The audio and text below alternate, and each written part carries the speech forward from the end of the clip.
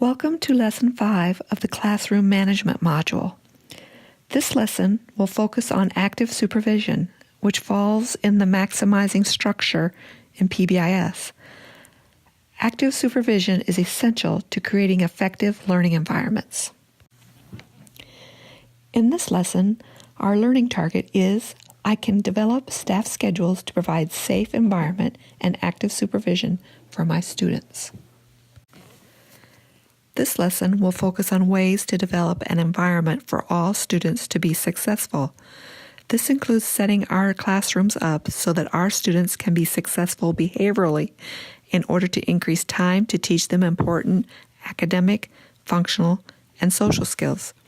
Students with significant disabilities have many needs, and we need to have a sense of urgency in providing them with a positive teaching environment and appropriate instruction. So let's talk about who are the classroom staff involved in teaching students with significant disabilities.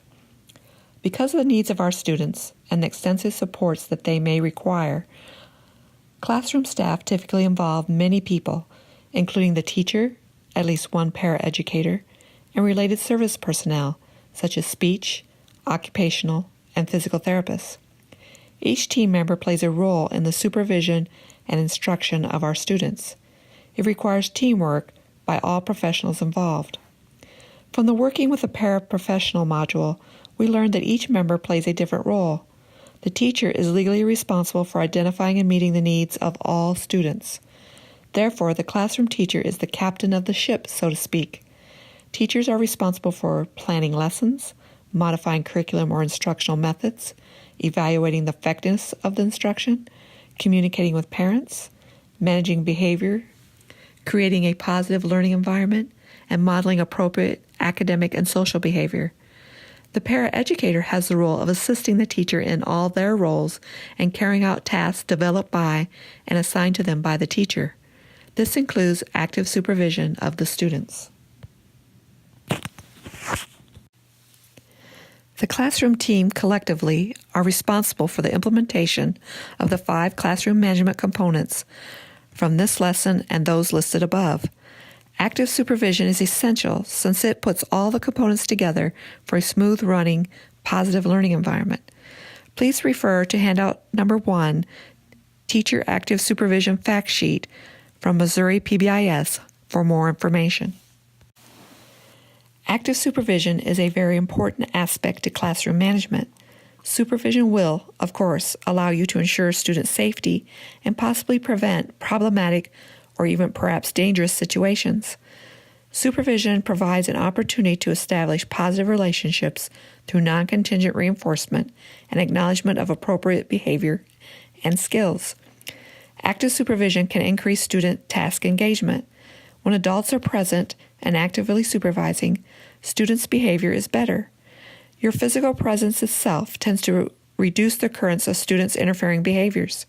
Additionally, monitoring students closely is the only way you will know if students are meeting your expectations. Active supervision involves the teaching of students by consistently upholding those expectations through supervision paired with encouragement and correction. Supervision allows you to monitor learning and to identify students who may have questions or need your assistance through instructional practices such as explicit instruction, prompting, and positive and corrective feedback. Adult attention is one of the most powerful ways to impact student positive behaviors, increase compliance, and meet student needs for attention. Finally, all of the above helps to improve the quality of instructional time. There are 3 main activities of active supervision: monitoring students, designing classroom floor plans and lessons, and providing positive and corrective feedback. In this module, we will focus on monitoring students. The other 2 activities, designing classroom floor plans and positive corrective feedback, are addressed in other SPLASH modules. In the Visual Supports module, we discuss the importance of classroom arrangements and floor plans to designate specific areas of the classroom for ease of movement, student groupings, and activity levels. We will touch on this briefly as related to active supervision. And in lessons 3 and 6 of this module, We address acknowledgement and corrective feedback respectively in greater detail. Active supervision is the process of monitoring the classroom or any school setting that incorporates 3 practices: moving, scanning, and interacting.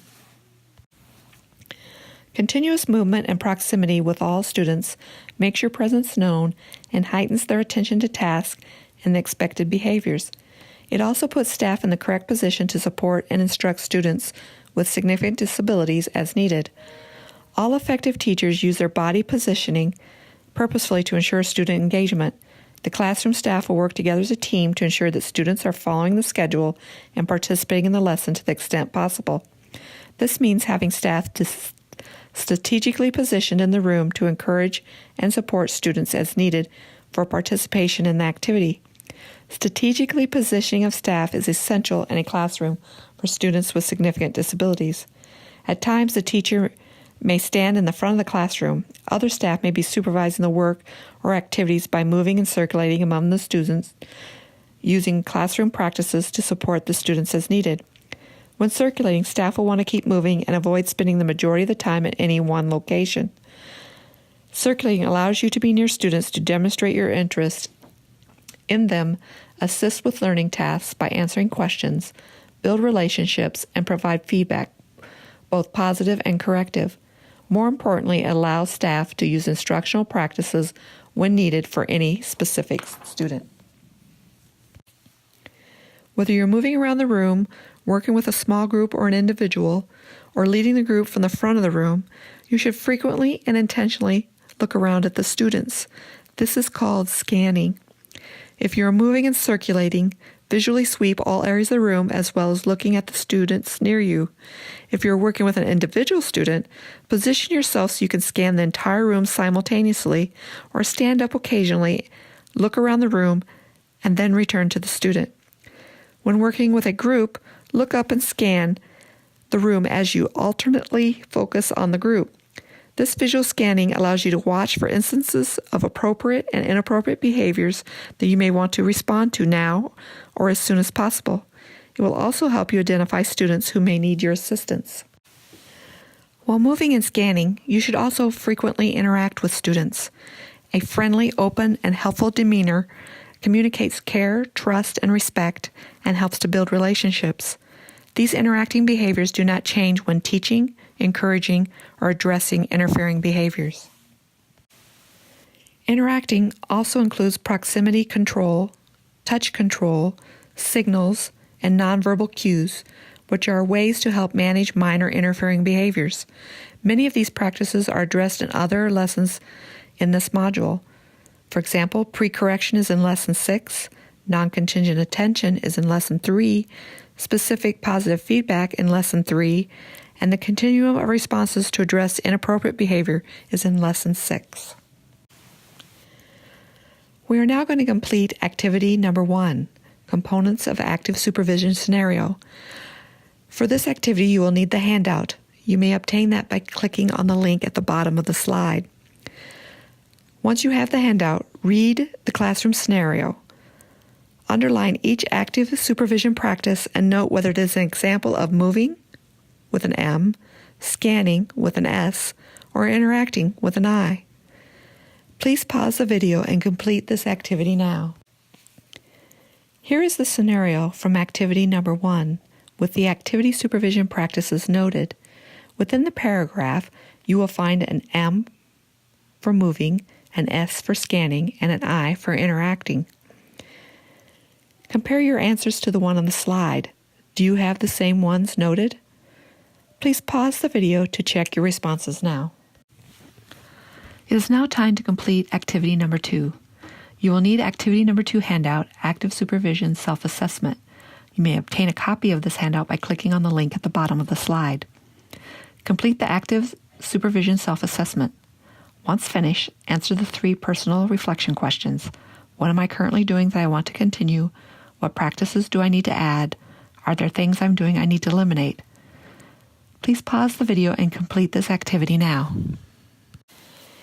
In the Splash scheduling module, the importance of having an overall class schedule and staff schedules was stressed. Staff schedules are very important for the smooth running of a classroom. One method for delineating staff responsibilities is called a zoning plan. It's called a zoning plan because it was based on zone defense in basketball. The original researchers found that in a daycare environment, students were more engaged if staff was zoned to an area of the room rather than to a student or a group of students. This concept was then applied to a variety of classrooms. A zoning plan, the way the term has come to be used, is more than schedule for staff. It's an outline of every duty that needs to be completed to make the class run smoothly. It reduces the amount of time that you have to spend verbally directing staff, which allows everyone to engage more with the students. In a well-run classroom, all the staff are involved with the students as much as possible. This means spending less time having to direct each other or ask questions of other staff. To do this, you need a good system and a good team. During zoning, students come and go, but the staff stay in the same place. There are certain times of the day when zoning may be more important, such as arrival, dismissal, centers, lunch, bathroom, and group instruction. For instance, someone is assigned to the bathroom, another staff is assigned to the snack table, and students flow back and forth between the two activities. Staff are responsible for who is in their zone. Zoning can be used even when staff are assigned to specific students by including the students into his or her responsibilities. A zoning plan lets everyone know their duties and makes sure that everything is done. On the plan, specific duties are included, such as data collection, which students to prompt during morning meeting, who is cleaning up the activity, who is setting up the next activity, who is responsible for specific materials and equipment, and who is watching which students when you are walking to the lunchroom. Zoning plans should be developed by teams collaboratively, and responsibilities can be rotated out on a scheduled basis. Zoning plans should include schedules for the staff, lunchtime, and breaks according to district policy. Zoning plans are fluid and will change as duties change as a result of the needs of the students and the staff and as the team evolves. There is a benefit to writing it down and not expecting that staff know what the teacher needs, and it can avoid a lot of conflict when it is clear that the staff schedule exists to support the engagement of the students. We are now going to discuss 5 reasons to have a zoning plan. Number 1, it increases student engagement. A good zoning plan has been shown to increase engagement of students. Downtime will be the result when staff have to constantly check among themselves to find out where to be and what to do. Students will have to wait. Many students are not good waiters, and downtime is not your friend. Number 2, it makes sure every job gets done. A zoning plan specifies who does what duties. For example, a zoning plan makes sure that staff know which one of them should clean the lunch table and which one should support the students during the transition. Number 3, it avoids the "I thought you had it" or "him" syndrome. Zoning plans that are more detailed and specific result in a reduced possibility of things getting lost or forgotten, including students. Number 4, it assures lunches and other breaks. It makes sure that staff know when they will have their breaks. Number 5, it's a staff management tool. A zoning plan is developed as a team in collaboration and reduces the need to direct staff. Most teachers don't have experience supervising others. They are also often asked to direct others who are older, more experienced, or have been in the setting longer. Putting it in writing helps everyone see what needs to be done for the good of the classroom. Having it in writing means that people can be held accountable. That includes teachers and paras for what needs to be done. This is a diagram of how the classroom would be divided into 3 zones. One staff person would be responsible for the students and activities within their specific zone or area of the classroom. Students rotate through the zones. The designated zones will change across the day depending upon the activity and the needs of the students. Watch this video for an overview of zoning. Note that this video depicts zoning in a preschool classroom. However, the same concepts would apply regardless of the age level. The types of zones may differ, but the concepts are the same.